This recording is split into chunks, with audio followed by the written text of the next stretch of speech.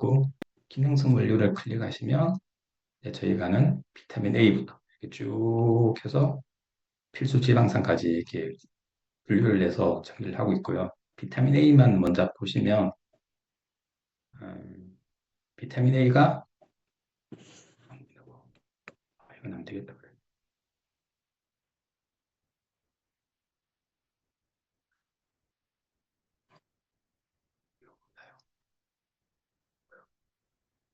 안 보인다고 아예. 어. 제가 식약처에 들어가서 건강기능식품 공전을 이렇게 보여드리려고 했는데 이게 화면이 안 나타나서 뒤쪽에 잠깐 이렇게 캡처해 놓은 것만 보여드리겠습니다.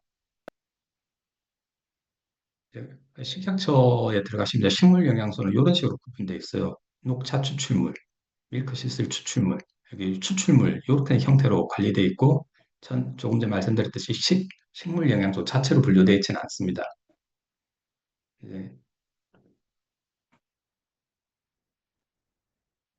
예, 보시면 이제 건강기능식품과 저희가 알고 있기로 건강식품, 건강보증식품과는 다르지 않습니까? 건강기능식품은 식약처에서 실제 효능이 확인된 제품에 대해서만 건강식품으로 분류하고 있습니다. 그래서 건강기능식품은 그냥 건강이 좋다고 인식되는 식품을 통칭해서 이야기하는 것들이죠. 그래서 우리가 건강기능식품을 이렇게 섭취할 때는 이 마크가 있는지를 확인하는 것도 중요합니다. 그 원료를 보시면 기능성 원료와 개별 인정 원료로 나뉘어집니다.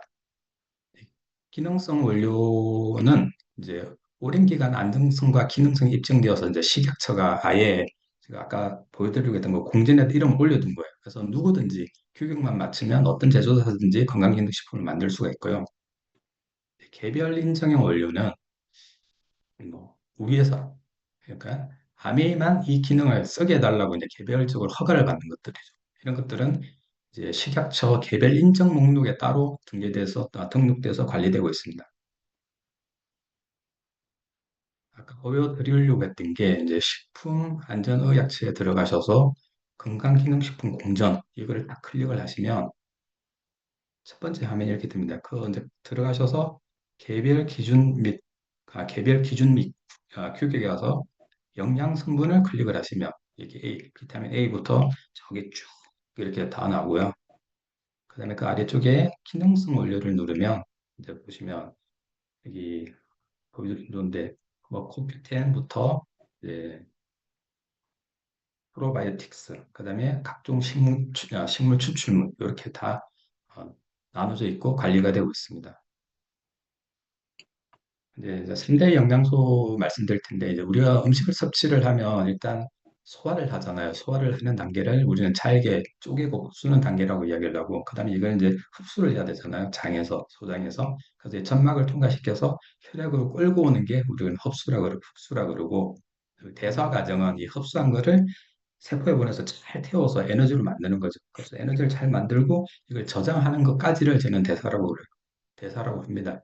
제가 이제 요거를 알면 왜 도움이 되겠다 싶은 게 요 이제 전체적인 과정을 조금 이해하면 저희가 어, 영, 뉴트라이드를 공부할 때 어떤 단계에서는 뭐가 필요하니까 이걸 먹어야겠다. 이 단계에서는 이게 생기니까 이렇게 흡수가 되니까 이걸 잘 되게 하려면 뭐를 먹어야겠고 이거는 나쁜 거니까 흡수가 안 되게 하려면 이걸 먹어야겠구나. 이제 이런 게 도움이 될 것 같아서 제가 도움이 될 것으로 생각해서 제가 정리를 했습니다. 왼쪽 그림 보시면 이건 소화 과정이잖아요. 이 친구가 이제 빵을 먹는데 빵을 먹으면 입에서 이제 잘게 쪼개고 여기 이제 화학 반응이 일어나겠죠. 이게 쭉 내려와서 위에 가서 또다시 작용을 일으키고 여기에 십이지장을 통해서 소화 소장으로 가잖아요. 이제 소장으로 갈 때 간에서 만든 쓸개즙이 나오고 이자에서 만든 이자액이 나오고 그다음에 소장에서도 소장 효소가 나와서 여기서 이제 소화가 되고 그다음에 대장을 가서 마지막에 이렇게 찌꺼기가 나가는 거거든요. 이제 오른쪽은 흡수 과정이라고 보시면 돼요. 이 이 소장에서 흡수된 수용성 영양소는 못의 혈관을 타고 간을 통해서 심장으로 가고 심장에서 이제 혈류를 통해서 쫙 뿌려지는 거죠. 그럼 이제 세포들이 그 이제 필요한 세포들을 가져가는 거고 지용성 영양소, 아까 말했던 지방, 혹은 비타민 A 비타민 E 이런 것들은 간을 통해서 가지 않고 림프간이란 것, 암축간, 림프간을 통해서 심장으로 심장 근처 정맥으로 와서 다 번지는 퍼져나가거든요. 이 차이는 이 지방은 덩어리가 크기 때문에 모세혈관을 통과하지 못한다고 합니다. 그래서 인간의 몸이 이렇게 나눠져 있는 거죠. 이제 저희가 세부적으로 한번 보겠습니다. 탄수화물 소화 과정 및 소화 및 대사 과정. 우리 탄수화물 보면 단당류, 이당류, 다당류 이렇게 나뉘잖아요. 뒤에 한번 보겠습니다. 이제 우리가 탄수화물을 먹게 되면 입에서 씹어서 이제 일단 그죠. 입에서 한번 씹어서 한번 화학적 반응을 일으키고 이제 다당류가 쪼개져서 이제 이당류로 분류되고 이게 다시 십이양을 통해서 소장에서 이제 최종적으로 단당류로 바뀌는 거거든요. 그래서 이제 소장에서 소장 융틀을 통해서 이제 간으로 이동하는 거죠. 우리는 이제 이걸 흡수라고 그러는데 이때 이제 간에서 모든 것이 이제 모든 탄수화물이 이제 포도당으로 변하고 이게 이제 우리가 아는 혈당이 있잖아요. 이제 혈당으로 이제 분열 준비가 되어 있는 거죠. 네, 혈류를 차고 쭉 돌아서 우리가 다 알잖아요. 이제 인슐린 분비가 되면 세포가 그걸 흡수해서 에너지를 만들잖아요. 그럼 남는 건 어떻게 하느냐? 첫째 남는 거는 처음에는 글리코겐 형태로 간과 근육에 저장을 합니다. 근데 이거는 크기가 되게 제한적이에요. 친구 크기가 작은 거죠. 계속 담아둘 수는 없는 거죠. 그래서 요 글리코겐은 우리가 자거나 혹은 식사 사이에 공복 시간 있잖아요. 이때 이게 다시 이제 혈류를 통해서 나와서 포도당으로 분해되고 우리 에너지를 쓸 수 있는 거고. 그래도 글리코겐이 남는다. 이거는 간에서 중성지방으로 변환시켜서 이제 지방 조직, 우리 뱃살 같은 게 이제 지방 세포에 이제 계속 담아두는 거죠. 그러니까 이제 지방은 어떻게 대사되는지 보겠습니다. 지방은 먹고 십이지장에서 유해는 큰 기름 덩어리거든요. 이걸 계속 이제 잘게 부수는 작용을 하고 이제 기름이니까 물에 섞이는 작용을 계속 하게 되는 겁니다. 이것도 그냥 이제 최종 소장에서 지방산과 우리 갑자기 어려운 모노글리세리드로 이제 최종 분해돼가지고 소장에서 이제 흡수가 되는 겁니다. 흡수가 돼서 이것도 이제 계속 돌다가 쓰면 결국에는 이제 이것도 중성지방 형태로 이제 저장되는데 우리 슬픈 이야기잖아요. 이 무한 정립이 된다고 합니다. 피하지방이나 내장지방에 단백질 소화 및 대사 과정 보겠습니다. 단백질은 이게 특성이 어, 복잡하게 얽힌 실타래 같은 거래요. 그래서 요거는 저희가 이제 위에서 소장해서 계속 하는 게 이게 쭉 펴서 이거 잘게 자르는 일을 하는 거거든요. 그래서 제일 우리가 먹은 단백질은 소장해서 아미노산으로 최종 분해되고 이거를 이제 모세혈관을 통해서 간으로 가서 이제 흡수를 하는 겁니다.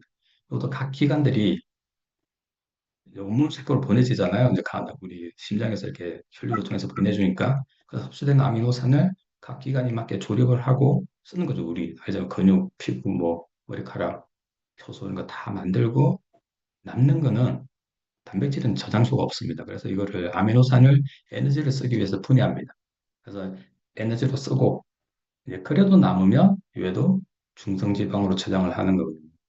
우리가 잘 아는 그 요소라는 거 있잖아요. 아니 이게 요소가 생기는 것들이 암모니아가 생기는 것들이 이제 요 남은 단백질을 에너지로 저장을 하기 위해서 이렇게 분리를 하는 아미노산으로 분리하는 과정에서 이제 요는 독성 물질이 나오는 거죠. 그래서 우리가 아미노스와 백이라는 단백질을 먹어야 되는 이유도 이겁니다. 왜냐하면 단백질 찌꺼기가 나지 않고 그걸 다 태울 수 있게끔 하기 위해서인 거거든요. 이것도 보시면 이제 제일 마지막에 중성지방을 저장되는 거죠. 그래서 우리 몸은 섭취한 3대 영양소는 쓰고 남은 잉여 에너지는 수처가 뭐든지 다 중성지방으로 바꿔서 체지방 형태로 변환해서 지방 처리를 저장을 하게 됩니다. 이게 진화가 된 거래요. 왜냐하면 가뭄이나 기아 상태, 비상 상태에 남는 에너지를 써야 되잖아요. 근데 이걸 가장 효율적으로 압축해서 쓸 수 있는 지방 형태가 중성지방이라고 합니다. 저는 이제 궁금한 게, 그럼 이를 왜 중성지방이라고 그러지? 이런 생각이 들었거든요. 이 영어를 찾아보니까 오른쪽에 이렇게 모양을 보시면 이게 지방산이 이렇게 세 개가 있잖아요. 영어는 트리로 시작하잖아요.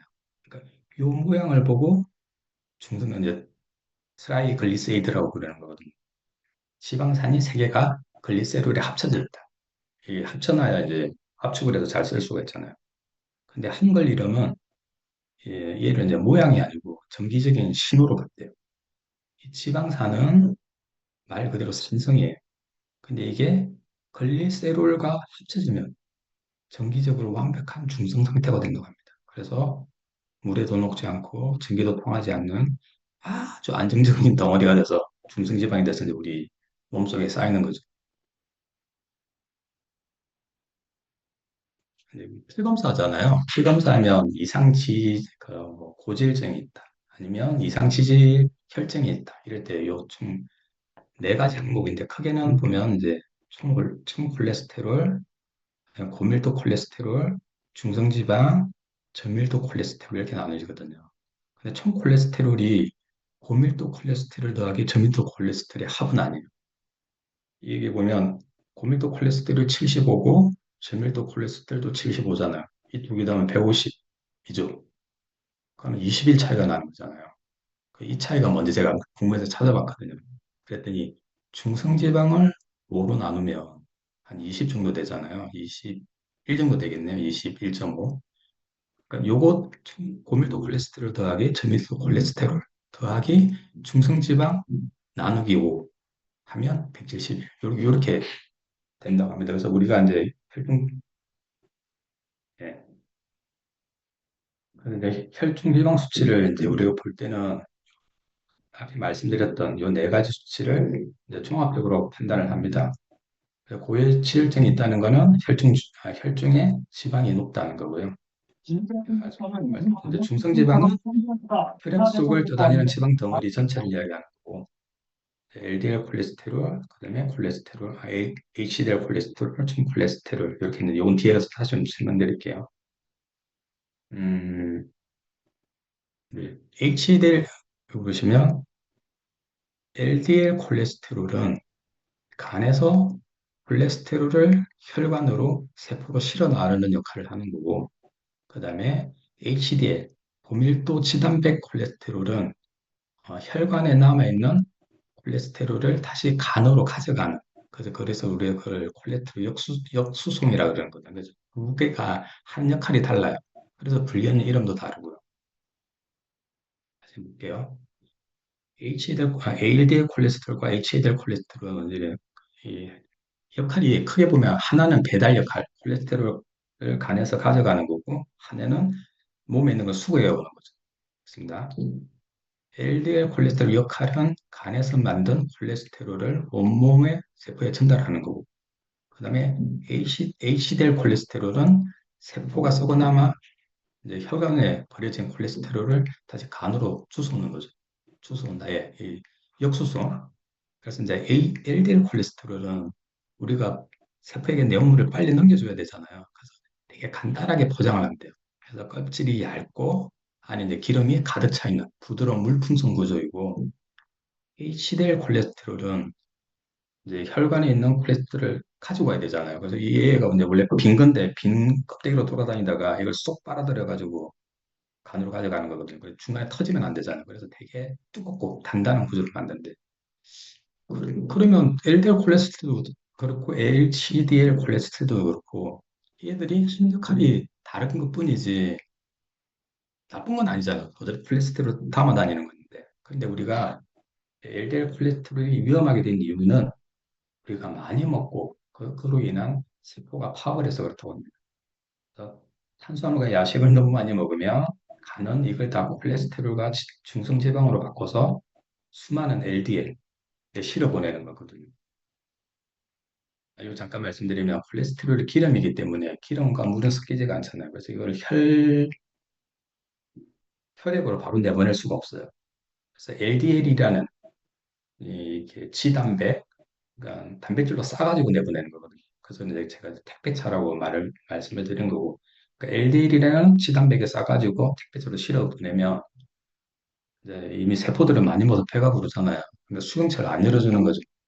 그럼 이제 이 LDL들이 LDL 콜레스테롤들이 혈액을 막 돌아다닙니다. 이게 막 돌아다니다가 결국에는 이제 자기도 힘을 잃고 혈관벽에 부딪혀서 깨지고 그리고 이제 활성산소 맞고 되면 이제 부패를 하게 되는 거죠.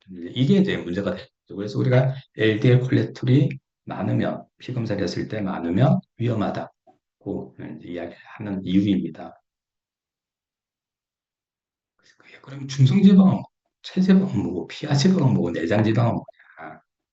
보시면 중성지방은 이제 우리 몸이 쏘고 나면 에너지를 뭉쳐서 아까 단백질, 탄수화물, 지방이 다 마지막에 남으면 간에서 중성지방으로 만든다 그랬잖아요. 그래서 그 지방 성분, 기본 지방 성분 자체를 이야기하는 혈액 속을 떠다니거나 뱃속에 채워져 있는 물질 그 자체를 이야기하는 거고 체지방은 이 중성지방이 몸 곳곳에 이제 저장돼 있을 거 아니에요. 그 전체적인 무게를 이야기하는 대신에 우리가 체지방이라 그럴 때는 혈액 속에 있는 중성지방은 제어를 시킵니다. 이건 다시잖아요. 피하지방은 피부 바로 아래에 축적되어 있는 거. 그래서 이거는 음, 우리가 괜찮죠. 체온도 유지시키고 하는 일들이 많으니까. 근데 문제는 이제 내장 지방에 있는 내장 지방인 거죠. 이게 위험한 이유는 그냥 축적돼서 가만히 있으면 되는데 이게 얘가 가만히 있지 않고 계속 혈관으로 염증 물질을 만들어서 계속 내보낸대요. 그리고 중성 지방도 본인이 가지고 있던 거를 또 내보내고 그래서 이제 이 수치가 이제 우리 심혈관 질환의 직접적인 원인이 되는 거죠.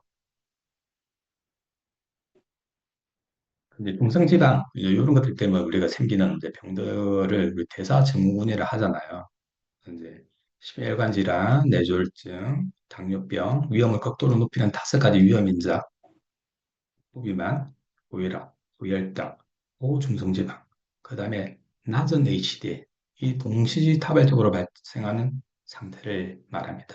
이렇게 되면 심혈관 질환 발병률은 2배 이상이 높아지고 당뇨병 발병률은 5배 이상이 높아진다고 합니다. 그래서 이제 요 요즘에 허리둘레, 복부 지방의 복부 비만을 말하는 거죠. 그다음 공복혈당, 그다음에 혈압, 중성지방, HDL 콜레스테롤. 그래서 아니 허리둘레 하면 어차피 이것도 지방 이야기하는 것 같고 밑에 중성지방도 지방을 이야기하는 것 같은데 왜 분리를 할까? 이제 궁금증을 가졌었거든요. 근데 앞서 말씀드렸던 것 같은 맥락에서 고중성지방은 지금 혈관 자체를 떠돌아다니는 거잖아요. 얘는 혈관 자체를 떠돌아다니면서 혈관을 되게 좁게 만듭니다. 이 물리적인 테리오범이라 부를 수 있고 복부비만, 이제 허리둘레를 이야기하는 거죠. 이 내장지방은 앞서 말씀드렸던 것처럼 살아있는 장기처럼 계속 염증물질을 내보내는 거거든요. 그래서 이렇게 해서 인슐린 저항성이 생기고 얘는 화학적인 반응을 계속 보내는 거죠. 근데 이 5가지는 이제 따로 노는 게 아니고 세트로 다닙니다. 그 이제 하나의 뿌리가 인슐린 저항성입니다. 다 아시겠지만 인슐린 저항성은 당뇨, 고혈압, 뭐 뇌졸중, 이성지혈증, 심혈관 질환, 비만 모든 병의 원인이 되잖아요. 잠깐 볼게요. 여기 이제 인슐린 저항성의 메커니즘을 우리가 탄수화물 이제 과다 섭취하면 혈당이 오르겠죠. 급상승하겠죠. 그러면 이제 인슐린 과다 분비가 되고 인슐린 계속 과다 분비가 되다 보니까 이제 세포가 힘든 거죠. 그래서 인슐린 저항성, 세포가 인슐린에 반응을 하지 않는 거죠. 인슐린에 반응을 하지 않다 보니 포도당이 이제 세포로 들어가지 못하게 계속 피 속에 남아 있습니다. 이게 이제 높은 혈당을 이야기하는 거죠. 그리고 이 높은 혈당이 남은 이제 포도당이 쓰이지 못하고 결국에는 간에 가서 중성지방으로 만들어지는 거죠. 그럼 이 지방이 이제 복부에 가서 쌓여서 복부 비만이 되는 거죠. 이 복부 비만에 쌓이는 지방이 이제 계속 염증 물질을 뿜어내고 혈관을 좁게 만듦으로 해서 이런 이제 우리가 앞서 말했던 그런 병들이 생겨나게 되는 겁니다. 지금 말했던 거 잠깐 정리하면 저희가 이제 영양소에 대한 말씀을 드렸고, 그다음에 대사 과정을 이야기를 말씀을 드렸고, 그다음에 대사 과정에서 생겨나는 잉여 에너지가 어떤 문제점을 가지고 있는지 이런 것들에 대해서 말씀을 드렸습니다. 이제 두 번째 다음 단락에서는 비타민, 그리고 식물 영양소 중에 항산화 영양소에 대해서 말씀을 드리겠습니다.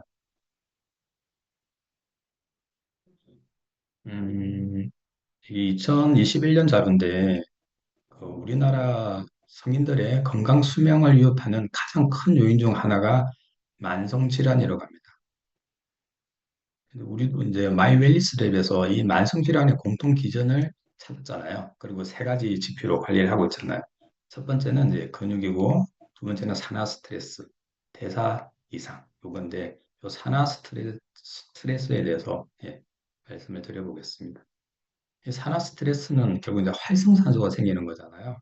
이 활성산소를 하면 우리가 사람이 그냥 일반적인 일상적인 생활을 해도 활성산소는 나오는데 요즘은 뭐 알코올이라든지 잘못된 식이습관이라든지 스트레스 아니면 환경오염 이런 것 때문에 활성산소 양이 늘어나는 거죠.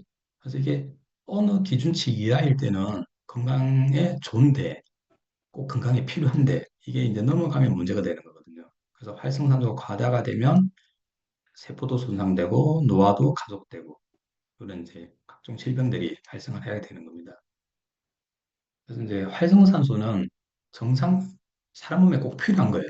왜냐하면 세포 신호를 전달하고 세포 면역력에 꼭 필수적인 것들이거든요. 그래서 이 낮은 수준을 유지하면 좋은데 결국에는 많은 요인들 때문에 이게 이제 높은 수준으로 넘어가면 우리가 병이 생기는 겁니다.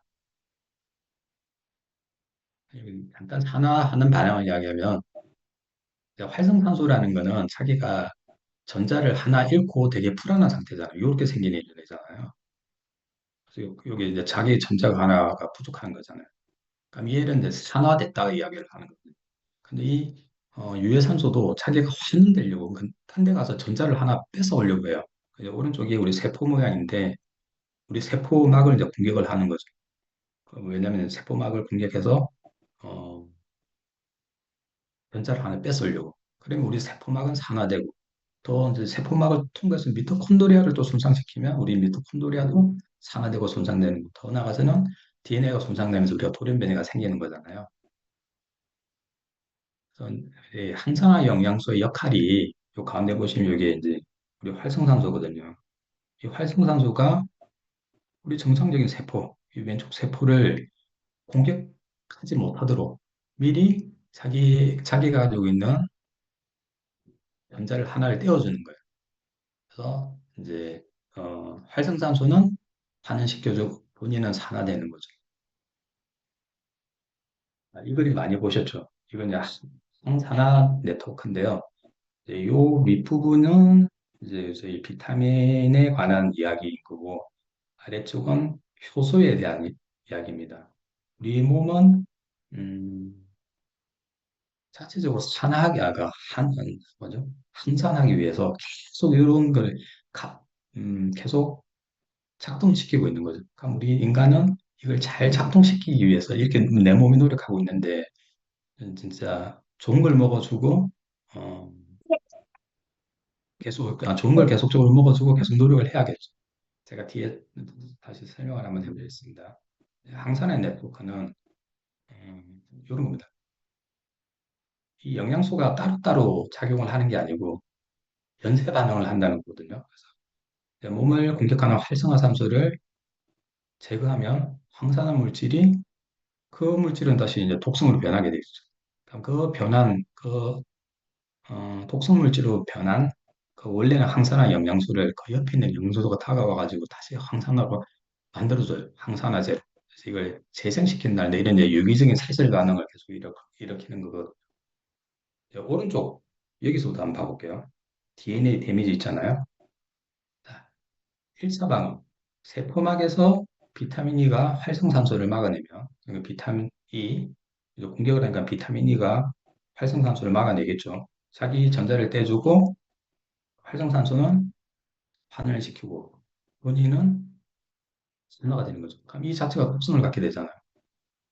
이게도 이제 나쁜 애가 된 거죠. 그럼 이 애가를 비타민 C, 비타민 C와 코엔자임 큐틴이 산화된 비타민 E를 다시 환원시켜주고 비타민 C는 산화가 돼요. 그러면 산화된 이 비타민 C는 글루타치온 그리고 코엔자임 큐텐이 이를 환원시켜주고 그러면 산화된 글루타치온과 코엔자임 큐텐은 누가 또 환원시켜주냐? 우리 몸속에 비타민 B군이 원료로 만드는 이 효소, NADPH 이것에 의해서 환원이 됩니다.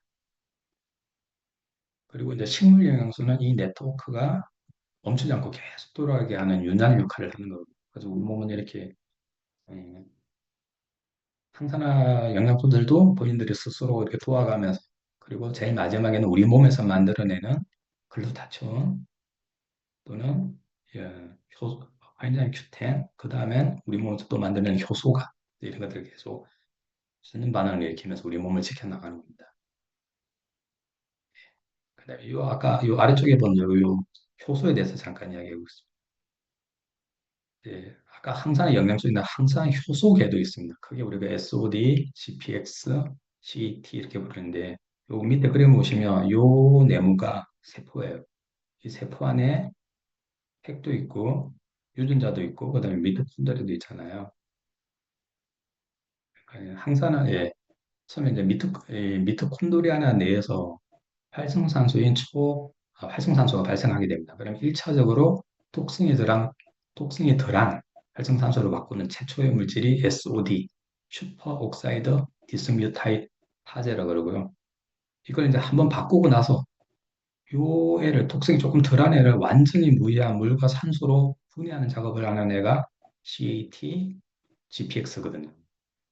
근데 이 애들은 효소잖아요. 근데 항상 효소가 작용하기 위해서는 조효소, 미네랄이 꼭 필요합니다. 그 SOD 같은 경우에는 불이, 아연, 망간이 필요한 거고, GPX는 셀레늄, 그다음에 CAT는 철이 필요한 거죠.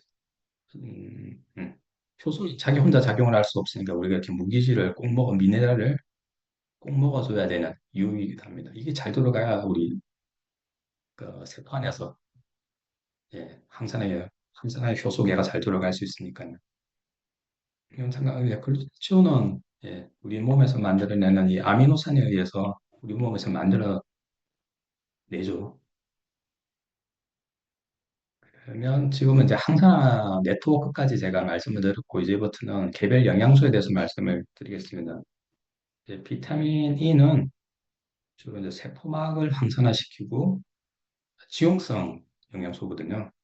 그래서 세포막이 지용성이잖아요. 그래서 세포막을 항산화시키고 그다음에 혈관 내 지방 산화시키고 지용성 영양소를 산화를 억제하는 기능을 합니다. 그래서 세포막에 작용을 하다 보니까 모든 혈관, 신경, 뇌, 근육, 면역 모든 세포에 사실은 작용을 하는 거죠. 이거는 네, 앞서 보신 거랑 비슷한데 이거는 왼쪽에서부터 해볼게요. 이 애가 왼쪽에 보이는 이 애가 이 세포막이에요. 세포막에 지금 이제 요 위에도 유해성소들이 막 들어오잖아요. 그럼 이 애들을 생산화시켜야 우리 세포막을 공격을 하지 못할 거잖아요. 그때 이 비타민 E가 얘들을 산화시키고 본인은 산화가 되는 거죠. 그럼 이제 산화된 비타민 E를 다시 환원시켜주는 애가 비타민 C인 거죠. 그래서 우리가 이제껏 공부할 때 비타민 C의 또 특징이 보면 라디칼, 그러니까 유해산소 독성에 가장 약하고 잘 배출된다고 이야기를 들었습니다. 그렇게 공부를 해왔고, 예, 이것도 맞고, 아까 제가 말씀드렸을 때는 이게 이제 글루타치온이라든지 주피텐 이걸 또다시 재생을 시켰잖아요. 그 이유가 비타민 C는 우리 몸에서 만들어내지 못하니까 한번 쓰고 버리기 너무 아까운 거죠. 그렇게 해서 이제 계속 재생을 시키는 겁니다. 물론 남는다고 해도 크게 문제가 되지 않는 게 독성이 약하고 빠르게 배출되기 때문입니다. 네, 이 그림은 이제 우리 이제 동맥 경화가 어떻게 일어나는지 그 과정을 보여주는 거거든요. 그래서 왼쪽에 보시면 이렇게 노란색들이 LDL이에요. 그다음 밑에 까만색들이 산화된 LDL이고 그래서 올드감 술이 쌓이잖아요. 결과적으로 동맥 경화의 근본 원인은 산화된 LDL입니다. 근데 산화된 LDL이 산화되지 못하도록 첫 번째 막아주는 게 비타민 E의 역할이거든요. 그래서 비타민 E는 LDL 산화를 막아주는 첫 번째 작용을 한다. 앞서 말씀드린 거는 그 세포막에서 작용을 하는 거고 이번에는 이제 혈관 내에서 LDL 산화를 막아주는 역할을 하는 거죠. 우리 제품에 비타민 E가 들어있는 제품이 파셀레늄 E 그리고 가리 비타민 이렇게 있습니다. 그다음 비타민 C에 대해서 말씀드리겠습니다.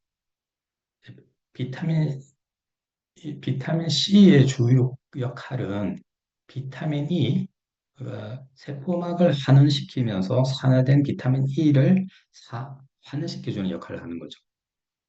그래서 비타민, 예, 네, 근데 좀 궁금하지 않죠? 그러면 비타민 C가 먼저 산화되면 비타민 E가 주나? 이런 고민에, 이런 생각, 그런 궁금증 좀 생겼었거든요. 그래서 찾아보니까 비타민 C, 비타민 E 이런 애들이 세포를 가지고 있는 힘이 다르대요. 그래서 힘이 제일 없는 애가 비타민 C래요. 그래서 비타민 C가 비타민 E한테 주는 거고. 예.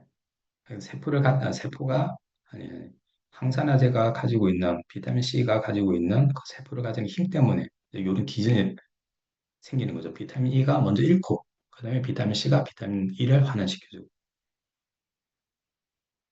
그다음에 이제 비타민 C의 역할은 이런 비타민 E를 당연히 비타민 C 스스로도 항산화 작용을 하죠. 이 작용도 하고 그다음 비타민의 항산화 작용도 도와주고 그다음 비타민 C는 콜라겐을 합성하는데 필요합니다. 콜라겐 합성, 그다음에 항산화 작용, 우리 피부에서 항산화 작용을 하고 그런 위해서 우리 화이팅 효과까지 있어요. 그리고 비타민 C는 식물성 식품의 비엠철이 이제 오른쪽에 동그라미 Fe3가 요거거든요. 요게 식물성 철분, BM철이 소장에서 흡수가 잘 안 된답니다. 그래서 안 되는데 이 BM철을 환원시켜서 소장의 흡수가 잘 되게끔 도와주는 역할도 비타민 C가 합니다. 그리고 또 하나 비타민 C가 하는 게 오른쪽에 이게 미토콘드리아인데 미토콘드리아가 우리가 에너지를 내는 데잖아요. 모든 이제 영양소가 들어가가지고 발전시켜서 이제 이 미토콘드리아 안으로 지방 분자를 데리고 갈 수 있는 역할을 하는 게 L-카르니틴인데 비타민 C가 L-카르니틴의 합성을 도우는 역할을 합니다. 그래서 이 다이어트 시에는 비타민 C를 꼭 섭취를 해줘야죠. 그래야 피 속에 있는 이 지방들이 잘 미토콘드리아에 들어서 분해가 될 거니까요. 그리고 비타민 C의 또 다른 역할은 이제 우리가 비타민 C는 뭘 한다? 환원. 예, 항산화 역할을 한다고 있는데 요거는 어떤 거는 그 셀레늄 패러독스라고 들어보셨죠? 그와 같은 역할입니다. 산화된 비타민 C를 고용량을, 그러니까 많은 양을 병든 세포에 주입을 하면, 병든 세포에 주입을 하면 이 산화된 비타민 C가 암세포 에너지 대사를 떨어뜨려가지고 암세포를 슬멸시키는 이런 역할도 합니다. 그리고 또 이제 비타민 C는 스트레스를 많이 낮춰줘요. 그리고 스트레스를 많이 받으면 이쪽 그림의 요 뇌에서 아래쪽 부신이 이제 신장 위에 있는 요 삼각형 요렇게 생긴 거거든요. 여기다가 생존 호르몬인 코티솔을 계속 만들라고 지시를 해요. 근데 이게 정상적일 때는 괜찮은데 지속적인 스트레스를 받으면 코티솔이 계속 나오는 거죠. 부신이 계속 역할을 하잖아요. 그렇게 되면 만성 피로가 생기고 전체적으로 면역 저하가 생기고 각종 스트레스 질환이 생기는 거거든요. 그래서 요 관계를 끊어주는 역할을 하는 게 비타민 C입니다. 그래서 비타민 C가 들어가면 계속 돌던 이제 부신이 좀 쉬니까 부신이 건강이 회복되겠죠. 그러면서 전체적으로 피로도 회복되고. 그럼 코티솔이 계속 나오면 우리 스트레스가 받잖아요. 그게 혈중에 있는 코티졸 이걸 이제 떨어뜨리고 그로 인해서 아, 많은 스트레스로 발생할 수 있는 이런 이제 질병들을 이제 개선할 수 있는 효과가 있습니다.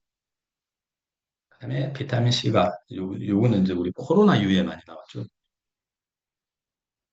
비타민 C가 이제 다시 연구를 해보니까 호흡기계 감염을 억제하는 효과가 상당하더라. 그래서 우리 코로나 시기 때 비타민 C 고농도 요법을 많이 썼잖아요. 그리고 비타민 C는 이렇게 많은 역할을 합니다. 항당뇨, 항고혈증, 폐보호, 항미생물, 면역 조절, 이런 아주 다양한 기능을 합니다. 우리 제품에는 이제 아세로라 C가 있고, 이건 이제 속방정이고, 새로 나온 그 서방정도 있잖아요. 올데이 비타민. 이런 것까지 같이 섭취를 하면 좋습니다. 그다음 비타민 A 해보겠습니다. 비타민 A는 상피 조직에서 이제 항산화 기능을 합니다. 상피 조직이라면 우리 피부 점막이잖아요. 그러니까 외부에서 뭔가가 들어올 때 제일 1차적으로 면역 작용을 하는 곳이죠. 그래서 비타민 A는 눈 건강, 눈도 점막이라고 볼 수 있잖아요. 그 피부 건강, 그다음에 이제 다른 점막 면역까지 상피 조직에서 항산화 기능을 합니다. 그래서 비타민 A가 부족하면 이제 점막에서 작용을 하니까 점액 분비 저하로 상피세포, 폐, 피부, 장점막 등이 각질화가 발생합니다. 이렇게 되면 이렇게 부드럽고 끈적끈적해야 될 것들이 이제 각질화가 되니까 면역력이 당연히 떨어지겠죠. 이 면역력 저하가 생깁니다. 그래서 우리 제품에는 이제 전구체인 비타민 A 전구체인 카로틴이 들어있는 카로틴 플러스라는 제품이 있습니다. 비타민 B군은 에너지 대사와 밀접한 관련이 있습니다. 이제 우리 세포 내에서 에너지를 만드는 게 밑에 그림 보시면 요 큰 파란 박스가 세포고 그 안에 있는 게 미토콘드리아거든요. 우리가 탄수화물을 먹고 그 대사 과정을 상상해 보시면 포도당이 되잖아요. 이제 포도당이 혈액을 돌다가 인슐린에 의해서 세포 내로 들어오는 거죠. 이 세포 내로 들어올 때도 인슐린도 필요하지만 비타민 B도 필요하고 그다음에 세포 내로 들어온 게 다시 미토콘드리아 안으로 들어가야 되거든요. 이때도 비타민 B가 필요하고 미토콘드리아에 들어와서 이게 이제 다시 타서 여기 들어가서 잘 타고 여기 이제 에너지를 만들어내야 되는데 요 각각의 과정에도 비타민 B가 꼭 필요합니다. 그래서 비타민 B를 먹지 않으면 포도당 공급이 아무리 강해도 이게 안 돌아가죠. 누리하고. 그러니까 에너지가 만들어지지 않으니까 포도당은 계속 이제 지방으로 쌓일 거고 에너지가 안 만들어지니까 몸은 피곤하고 그래서요. 그래서 에너지 대사에 비타민 B군은 정말 중요합니다.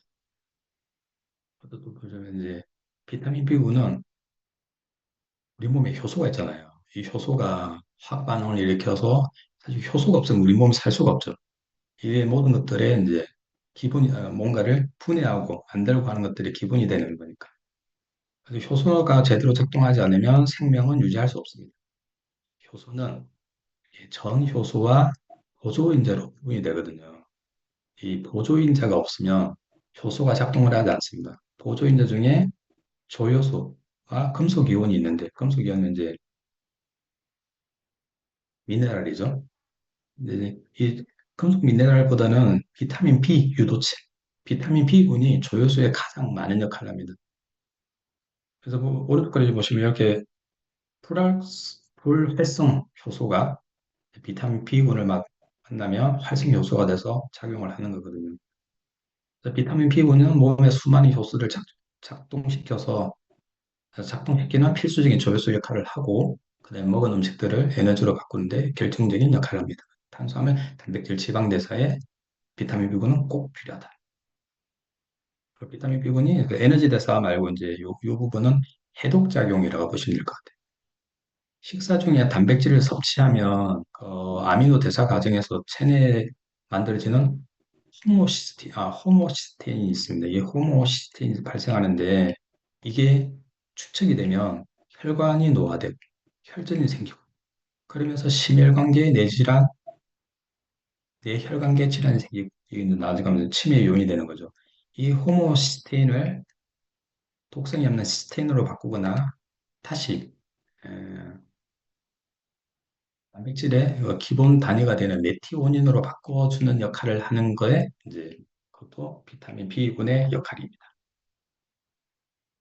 예, 이것도 이제 해독작용을 보여주는데 이 가운데가 간이거든요. 너무 복잡하지만 크게 보시면 이 가운데가 간이고 왼쪽에 보시면 독성물질이죠. 이 독성물질이 대부분 지용성인데 이게 간으로 들어가서 해독을 해야 되잖아요. 해독을 해서 제일 마지막에 수용성으로 배출해야 되는 거예요. 그러면 이 중간에 시트크롬 P450이라는 이 효소가 작용을 해야 지용성을 수용성으로 바꿔줄 수 있어요. 그럼 이 효소를 작용시키는 게 뭐냐? 왼쪽 빨간 네모칸을 보시면 다 비타민 B군들이죠. 이런 것들이 들어가야 이제 지용성을 수용성으로 바꾸고 간에서 이걸 밖으로 배출할 수 있는 거거든요. 그래서 간 공장이 아무리 크고 간 자체가 튼튼하더라도 내 몸에 비군이 부족하면 결국에는 이 해독 작용이 안 되는 거잖아요. 그래서 이 그러면 내 몸에 고스란히 쌓이는 거고, 그 간의 해독 작용을 위해서라도 비타민 B군은 꼭 필요합니다. 이 엽산인데요. 엽산은 다 아시겠지만 우리 세포 분열과 성장 과정에 필수적인 거잖아요. 그래서 특히 가임기 여성이거나 임신부일 때 엽산은 꼭 부족하지 않게끔 먹어줘야 된다. 먹어줘야 됩니다. 예. 그래서 우리 비타민 B군은 비타민 플러스 이스트 B 이렇게 아연 폴릭 플러스까지 이런 제품들이 있습니다. 그러면 코큐텐에 대해서 말씀을 드릴 건데 코큐텐 하면 미토콘드리아를 이야기 안 할 수가 없거든요. 미토콘드리아가 우리 에너지를 만들어내는 공장이잖아요. 근데 이 미토콘드리아 병이라는 게 있는데 미토콘드리아 기능이 저하가 이게 저하가 돼 미토콘드리아가 기능이 저하되면 우리가 노화와 질병의 원인이 되는 거거든요. 그림을 다시 설명하면 왼쪽은 얘는 튼튼하고 젊은 정상적인 미토콘드리아인데요. 오른쪽에 에이징 나이가 들면 이제 이렇게 바뀌는데 하나 해볼게요. 이 산화적 인산화 반응이라는 게 에너지를 만들어내는 에너지를 만들어낼 때 공장이라 생각하시면 어쩔 수 없이 유해산소가 나오거든요. 그럼 이 유해산소 미토콘드리아가 건강하면 이 항산화제나 스스로 이 유해산소를 막아요. 그러니까 에너지 잘 돌아가는 거죠. 근데 이게 나이가 들면 미토콘드리아 자체도 기능이 조금 떨어지지만 미토콘드리아 숫자도 만들어지는 숫자가 계속 줄어들거든요. 그래서 보면 RS 활성산소가 계속 만들어지면서 자기 스스로를 공격하는 거죠. 그러면서 또 활성산소가 밖으로 나가서 주변 세포도 그럴까. 주변 세포를 공격하니까 결국적에는 몸 세포 기능 전체가 저하되겠죠. 그러면서 만성 피로, 질병이 발생하게 되는 겁니다. 근데 이건 이제 미토콘드리아가 에너지를 만들어내는 과정인데 그렇게 에너지를 포도당이 들어서 마지막에 ATP, 에너지를 만들어내는 그 과정에 유해산소가 발생하게 됩니다. 그래서 이 유해산소를 막아주고 여기 이제 전자 전달계인데 그 미토콘드리아에 있는 이 에너지를 만들어내는 부분입니다. 에너지를 만들어내는 전자 전달계 안에 보면 이게 빨간 동그라미 있죠. 그 안에 코큐텐이 있어요. 그러니까 우리가 코큐텐을 먹어야 되는 이유가 이 전자전달계가 쌩쌩하게 잘 돌아가게끔 만드는 거죠. 그러니까 에너지를 잘 내게 만들고 그게 좀 이제 남으면 이게 안에 코큐텐이 정상으로 잘 돌아가면 그 애가 이제 옆에 있는 다른 이제 유해산소까지 다 없애주는 역할을 하는 거거든요. 그래서 코큐텐은 우리 몸의 에너지를 만들어내는 미토콘드리아의 건강과 밀접한 관련이 있고, 그다음에 코큐텐은 우리 몸 전체에 다 작용을 합니다. 그래서 우리 몸 항산화에도 꼭 필요한 영양소다. 코큐텐. 예, 그리고요. 예, 제품에는 코큐텐 요 있습니다. 자, 식물 영양소입니다. 식물 영양소는 사람이 섭취했을 때 건강, 건강과 영양에 유익한 물질을 말합니다. 식물학에서는 이렇게 되게 다양하죠. 이렇게 구분되는데 이렇게 구분하는 기준이 분자 구조가 비슷하거나 특정한 원소의 포함 여부에 따라서 기준을 합니다. 그래서 보통 보면 이제 이렇게 구분을 하다 보니까 원소가 갖고 있거나 혹은 분자 구조가 다르다. 여기에 따라서 이제 토마토가 붉은색을 띨지 뭐 마늘이 흰색을 띠고 매운맛을 낼지 이제 이런 것을 결정합니다. 식물 영양소의 주 역할은 항산화와 항염증입니다. 그래서 식물 영양소는 NRF2는 활성화시키고 NF 카바비는 과도한 활성을 억제하여서 세포의 항산화와 항염증 균형을 조절하는 역할을 하는 게 식물 영양소의 주 역할입니다.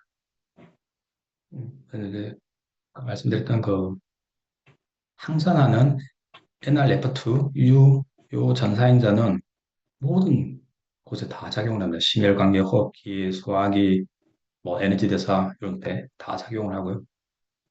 우리가 잘 아는 거잖아요. 뭐 루테인, 은행잎 추출, MSM 이런 것들이 눈이고 관절과 두뇌에 어떻게 작용을 하는지 NF 카바비가 항산을 해서 활성산소를 어떻게 억제를 하고 그다음에 MS, 이런 역할들을 이제 보여주는 그림입니다. 식물 영양소는 항산화 항염증 말고도 뭐 면역 기능도 관련이 있고 비만, 당뇨, 고지혈증, 동맥경화, 뼈 건강, 그다음에 두뇌, 갱년기, 그다음 조골세포 분화 이런 많은 역할을 하거든요. 뭐, 암 같은 경우에는 아직까지 이제 어, 모델 수가 적어서 이제 동물에 관련된 모델 연구가 다수여서 아직 임상 규모가 작아서 계속 요거는 이제 이전에 계속 연구 중이라고 합니다. 식물 영양소도 엄청난 많은 기능을 하는 거죠. 우리 식물 영양소에 우리 딱 생각나는 게 더블엑스잖아요. 이 더블엑스는 14가지 비타민과 10가지 미네랄, 그다음에 19가지 식물 영양소가 있습니다. 음, 요거는 근거 중심 피라미드라고 하는데 제일 아래 단계에서부터 윗 단계로 올라갈수록 신뢰도가 엄청 높은 거예요. 그래서 임상 실험은 인체 연구 실험이거든요. 잠깐 보시면 메타 분석은 임상 연구부터 해볼게요. 임상 연구는 많은 사람들 대상으로 직접 제품을 투여하여 효과를 검증한 거예요. 그러니까 인체 적용의 결과인 거죠. 그리고 메타 분석은 임상 연구를 통한 거를 이제 모아가지고 수치를 내보는 거죠. 그래서 여기 제일 높은, 신뢰도는 제일 높은 거예요. 그래서 메타 분석에는 임상 연구를 했을 때, 건강기능식품은 먹어주는 게 안 먹는 것보다는 도움이 엄청 된다. 이거는 뭐 의심할 여지가 없다. 이런 이야기입니다.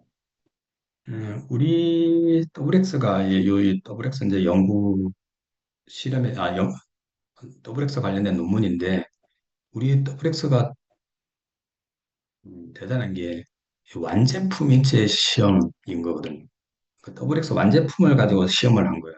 이 완제품 인체 시험이 있고 그다음에 원료로 한 임상 데이터가 있는데 원료는 그 자체적으로는 이렇게 기능을 낼 수 있지만 이게 합쳐졌을 때 실제적으로 흡수가 되느냐 아니면 진짜 그 기능을 다 하느냐 이런 것들은 큰 차이가 있는 거잖아요. 우리는 이걸 완제품을 했을 때도 이미 커다란 효과가 있다는 걸 보여주는 자료입니다. 그래서 한국인을 대상으로 연구 실험을 했을 때 항산화에 도움을 준다는 것이 확인되었다. 보시면 이 대조군에 비해서 활성산소가 떨어지는 것들이 이거는 연구이고 그 다음에 DNA도 이렇게 임신분의 TCF였습니다. 감사합니다. 우리 DNA도 이제 DNA 순상이 감소된 것들을 유기적으로 보존해 실험 결과가 있습니다. 그리고 이제 식물 영양소가 이렇게 많은 영양소들이 막 픽을 치잖아요. 이런 것들이. 근데 이제 우리가 이제껏은 우리 인체가 먹은 영양소를 어떻게 분해하는지를 계속 설명을 드렸었고요. 우리 제가 지금 계속 이야기하고 요즘 음, 많이 하는 이야기가 인간이 분해할 수 있는 영양소도 있지만 인간이 분해하지 못하는 영양소가 더 많다. 그래서 마이크로바이옴 이야기와 함께 요즘은 단백질산이 음, 중요 키워드로 떠오르지 않겠서 여기 대해서 잠깐만 설명드리겠습니다. 단세지방산은 우리 몸에 있는 장내 유익균이 그 프리바이오틱스, 그 먹이를 먹고 만들어낸 대사산물입니다. 앞서 말씀드렸듯이 밖에서 먹지는 못하는 거고 그 몸에서 만들어내는 게 이제 대사산물인 거죠. 그래서 대표적인 단체 지방산이 아세트산, 프로피온산, 뷰티리산인데 뷰티리산이 핵심이죠. 왜냐면 어, 장벽 건강에 바로 이기 때문인 거죠. 장벽이 건강해지면 우리 지금 장누수가 모든 만병의 근원이라고 하잖아요. 이게 장벽이 건강해질 수, 장벽 건강의 핵심적인 역할을 하는 게 이제 뷰티리산입니다. 그래서 이제 9월 달에 이제 이제 비긴이라는 제품과 뷰트리산이 잘 만들어지게 뷰트리산에 잘 생성될 수 있게끔 하는 새로운 프로바이오틱스 제품이 나옵니다. 네, 이상으로 마치겠습니다. 감사합니다. 네, 감사합니다. 오늘 뉴트라이트와 함께 건강 정보를 주신 손창수 리더님께 다시 한번 큰 박수 부탁드립니다. 네, 더운 여름 건강 잘 챙기시고요. 다음 주에 또 뵙겠습니다. 편안한 밤 되세요. 수고 많으셨습니다. 수고하셨습니다. Recording stopped. 수고하셨습니다.